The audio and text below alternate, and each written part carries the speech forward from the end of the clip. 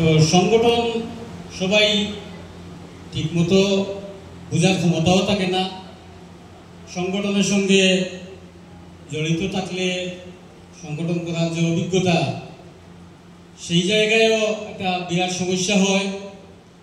আজকে যিশু অনেককে ব্যক্তিগতভাবে ফোন করেছেন, আমিও দু একজনকে ফোন করেছি, তারপরও কেউ আসতে আগ্রহী নয়। তো দেবাশিস যে কথা বলেছেন, নতুন ব্লাড নতুন মুখ, সত্যি নতুন ব্লাড নতুন মুখ না আসলে এভাবে সংগঠন টিকে থাকা, সংগঠনকে বাঁচিয়ে রাখা অনেক সময় মুশকিল হয়ে দাঁড়ায়। আমাদের করিমগঞ্জে বর্তমানে আমি আর সুকান্ত শর্মা দুইজনই ক্রীড়া সাংবাদিক হিসেবে কাজ করছি, আর কেউ নেই। তো স্বাভাবিকভাবে আমাদের স্ট্রেংথটা কোন জায়গায় গিয়ে পৌঁছেছে সেটা আর বলার অপেক্ষা রাখে না। তবুও আমাদের বর্ষসেরা বা প্রতি বছর আমরা যে স্কুল ফুটবলে ম্যান অফ দ্য ম্যাচ দিয়ে যাই, এছাড়া আমরা জাতীয় ক্রীড়া দিবস উপলক্ষেও মানে বাকি সব কিছু একটা আয়োজন করা প্রয়োজন, সেই হিসাবে করার চেষ্টা করে থাকি।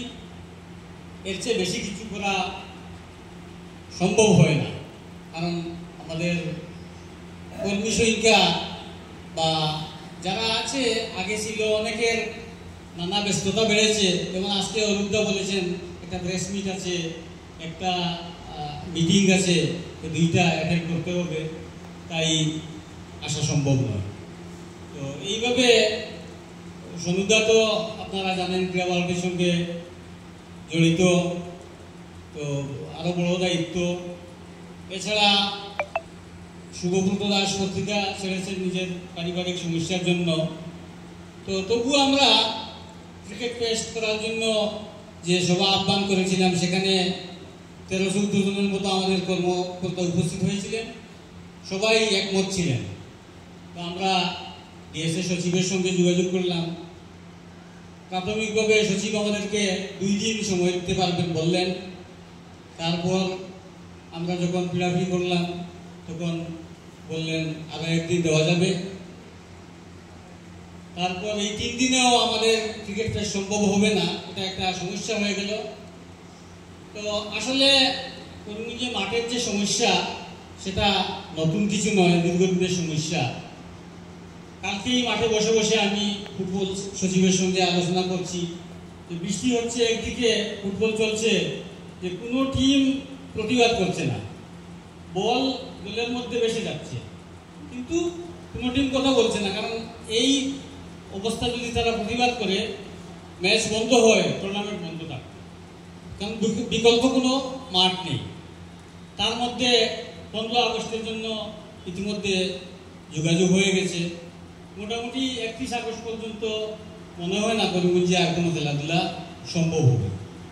তো এইসব বিভিন্ন কারণে করিমগঞ্জে ক্রিকেট টেস্ট করা শেষ পর্যন্ত সম্ভব হয়নি। যাই হোক, আমি কেন্দ্রীয় সমিতিকে ধন্যবাদ জানাই, সচিব রবি হাজাম সহ রতনদা, তারা যে এখানে সময় মতো আয়োজনটা সফলভাবে সম্পন্ন করেছেন। কারণ বিশেষ করে সাংবাদিক যারা খেলাধুলাকে গুরুত্ব দিয়ে থাকেন, খেলার আগ্রহ থাকে, তারা বাক্সের এই ক্রিকেট টেস্ট ছাড়া আর তেমন সুযোগ থাকে না, তাই এই জন্য তারা মুখিয়ে থাকেন। এই আয়োজন বন্ধ করা ঠিক হবে না, বন্ধ করা যাবে না, কারণ আরও অনেক কিছু রয়েছে। যেমন আমাদের বাক্সের মান সম্মানের প্রতীকও বলা যাবে।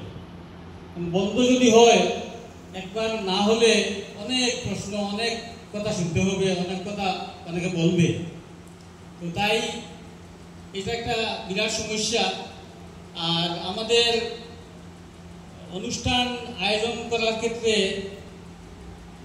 হাইলাকান্দি জেলা বলুন আর আমাদের শ্রীভূমি জেলা বলুন, আমরা আজকে সঞ্জয় যে দীর্ঘ সময় থেকে আমাদের সঙ্গে আছেন, তার জন্য সঞ্জয়কে আমি একটা ধন্যবাদ জানাই।